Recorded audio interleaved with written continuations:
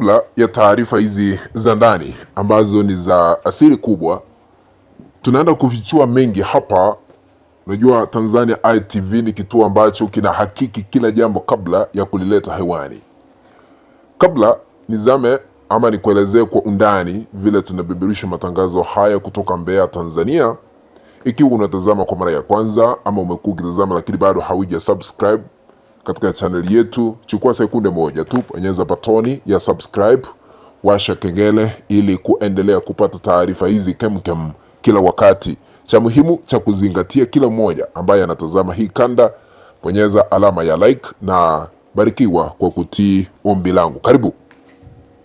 Tunapoenda hewani, kuna yale ambayo naenda kuyafichua. Rais wetu hapa Tanzania, Samia Suluhu Hassan, ameamua yeye mwenyewe kujirusha kwa shimo anapoendelea na majukumu yake Ikulu Chamwino. Kivipi? Samia ameamua kuchukua uamuzi wa kutetemesha Tanzania mzima ambao huwezi kuamini. Hayo ndio naenda kukuelezea. Unapotazama kwa skrini yako, chapisho hilo linasema ya kwamba Samia kuungana na Murusi ni kujiongezea matatizo. Vile mnajua, tarehe 2 mwezi huu wa 6, Samia Suluhu Hassan alienda kule Russia, ukipenda Urusi. Alienda kule ili mradi kufanya ziara ya kiserikali. Lakini kama yeye rais wa Tanzania, aliamua kujirusha ndani ya shimo mwenyewe na hakuna yule ambaye atamtoa, kwa sababu ameungana na Russia, nchi ambayo inasemekana kwamba kutengwa na Umoja wa Ulaya. Sasa Samia anaenda kusalimiana na Mrasia, rais Murusi huyo. Wanaweka mikakati hapa na pale. Ni ishara tosha kwamba Samia ndiye amejirusha ndani ya shimo anapotekeleza majukumu yake Ikulu kama rais. Unajua, katika siasa za dunia zinatazama unaungana na nani. Urusi imetengwa Ulaya. Unajua Ulaya ni continent mzima. Russia imetengwa. Samia Suluhu Hassan anaenda Russia, anaenda kuungana na Murusi. Sasa tumejiongezea mzigo hapa Tanzania, ishara ya Samia kujirusha ndani ya shimo. Sasa tarajieni hivi: 1, Tanzania itatengwa hata zaidi. Kwa Kiingereza wanasema ni masuala ya geopolitics. Unajua Tanzania kuna kura ambazo zilipiwa hivi majuzi, zikaeleza ya kwamba kuna kura zile ambazo zilikuwa zinapiwa kule katika bunge la Ulaya. Kwa kura 85, 81 wakapitisha, wakasema Tanzania isije ikapatiwa misaada ama ufadhili wowote wa miradi ya maendeleo. Kumaanisha hamna taifa ambalo litatuunga mkono kupata misaada. Mkaona Marekani ikajiondoa kutuma misaada hapa Tanzania, Sweden ikajiondoa, Canada ikajiondoa, na Umoja wa Mataifa ukajiondoa. Samia akafikiria kujirusha ndani ya shimo mwenyewe kwa kuenda kwa Murusi. Murusi ambaye amekataliwa Ulaya mzima, ndiye anaungana na yeye ili amsaidie nini? Tunashindwa.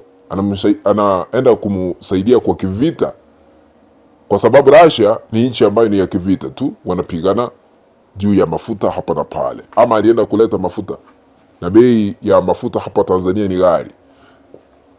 Samia nia yake, lengo lilikuwa lipi? Kuungana na Murusi ambaye amekataliwa Ulaya mzima. Sasa mataifa mengi, kulingana na taarifa za ndani ambazo tumezipokea, ni wazi kwamba mataifa mengi yameweka macho Tanzania na kufuatilia siasa za huyu aliyejitangaza kuwa rais Samia Suluhu Hassan. vikwazo ambavyo tuliwekewa vitaongezeka hata zaidi kwa Tanzania kwa sababu ameungana na Urusi. Tumejiongezea mzigo. Marekani ikatupiga marufuku sisi wa Tanzania, hatuwezi pata visa ya kuenda Marekani.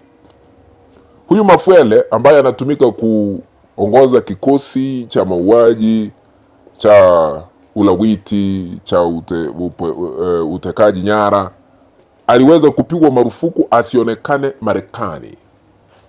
Kumaanisha yale ambaye anaendesha ama mtoto wake anasoma kule South Africa anastahili kurudishwa. Yaani najua Marekani kuna nguvu tena zaidi. Sasa Marekani baada ya kutupiga marufuku sisi wa Tanzania hatuwezi kusafiri kuelekea Marekani, inamaanisha kwamba sasa baada ya kuungana na Urusi tutarajie vikwazo nyingi kutoka mataifa mbalimbali, hata yale ya barani Afrika. Subiri tu mtaona. Ndio maana tukasema ama watu wakaanza kusema ya kwamba rais aliyejichagua haelewi masuala muhimu ambayo yanafaidisha Mtanzania wa kawaida. Akafunga safari, akaelekea Russia, akaenda na mtoto wake ambaye anaitwa Abdul akaenda kukutana na vikosi vitatu ambavyo niliweza kufanya uchanganuzi, sitaki kurudia. Hata alienda kula akaulizwa wewe ni nani ikulu pale, akasema yeye ni mtoto wa Samia ambaye hana cheo katika serikali, ingawa kuna madai kwamba yeye ndiye msimamizi wa idara ya usalama, ndiye anatoa amri ni kipi ambacho kinafanyika. Hata zile amri ambazo zilitolewa katika uchaguzi uliopita wa 29 mwezi wa Oktoba mwaka jana, aliyekuwa anatoa amri ni huyo mtoto wa Samia Suluhu Hassan, jambo ambalo liweza kufanikisha wengi kuuawa hapa Tanzania. Kwa hivyo Urusi ametuweka mahali papaya kwa sababu amekataliwa Ulaya mzima, na sasa sisi wa Tanzania tushakataliwa tayari, kwa sababu wanapoangalia taarifa ama siasa za ukanda na za dunia, geopolitics, wanaona Tanzania tumezama. Sasa tunaweza kuripoti ya kwamba Samia Suluhu Hassan ndiye aliamua kujinyonga kisiasa na kujirusha ndani ya shimo anapoendelea na majukumu kama rais wa Tanzania. Tusubiri tuone. Ndio maana ameshupaza shingo, hataki kumwachilia hata Tundu Lissu, yuko gerezani, anakandamiza Chadema, anataka kukifuta chama cha Chadema. Hayo ndio yanaendelea hapa Tanzania, ni kuwa na uongozi wa kimla, uongozi ambao ni katili, kwa sababu anajua tu hakuchaguliwa, alijichagua na kujitangaza na kujiapisha chini ya ulinzi mkali wa kijeshi na katika uwanja wa kijeshi, na hamuna Mtanzania wa kawaida aliweza kuhudhuria uapisho wake. Naomba nitabatishie hapo, tukutane kwa kanda ambayo nitaitengeneza baadaye, lakini ikiwa hujasubscribe chukua sekunde moja, bonyeza batoni ya subscribe, washa kengele ili kuendelea kupata taarifa hizi kemkem kila wakati. Asanteni sana na kwaheri.